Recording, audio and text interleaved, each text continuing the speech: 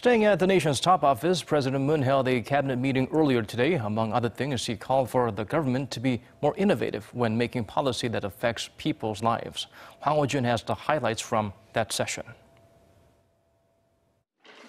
More effective and more transparent. These were the two things the South Korean president said the government needs to be in order to improve the Korean people's lives. 2018년도 국정 목표는 국민의 삶이 더 나아지게 만드는 것입니다. 이 변화의 시작은 정부부터 좋아지는 것입니다. 정부가 확 바뀌고 있다는 것을 국민들이 체감할 수 있는 정부 혁신이 필요합니다.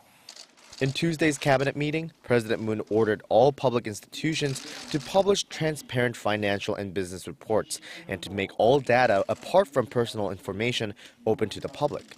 He also stressed that all the government's work needs to be centered around social values and should contribute to the public interest and the development of the community.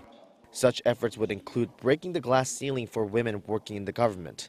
President Moon said the government needs to work to increase the ratio of female officials in management-level government posts to 10% by the year 2022 from the current 6.1% and 20% from the current 10.5% for public organizations. The president also addressed the concerns of some who say the recent hike in the nation's minimum wage will put pressure on small businesses and cause layoffs, once again explaining the rationale behind raising workers' pay. 임금 격차가 계속 벌어지고 있는 상황에서 최저임금은 노동자의 최소한의 인간다운 삶을 지켜주는 버팀목인 동시에 가계소득의 증대와 내수 확대를 통해 소득주도 성장을 이루는 길입니다.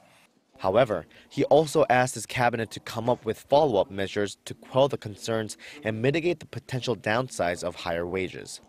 Many other issues were discussed during Tuesday's cabinet meeting, including efforts to accelerate earthquake-proofing at all school facilities by the year 2029, 5 years ahead of schedule. And while he didn't give specifics, President Moon voiced his stance on the recent controversy over possible government measures against cryptocurrency trading, where the opinions of government ministries have appeared to conflict.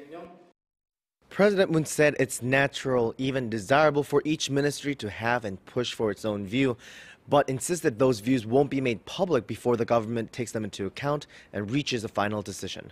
Hwang Hojun, Arirang News.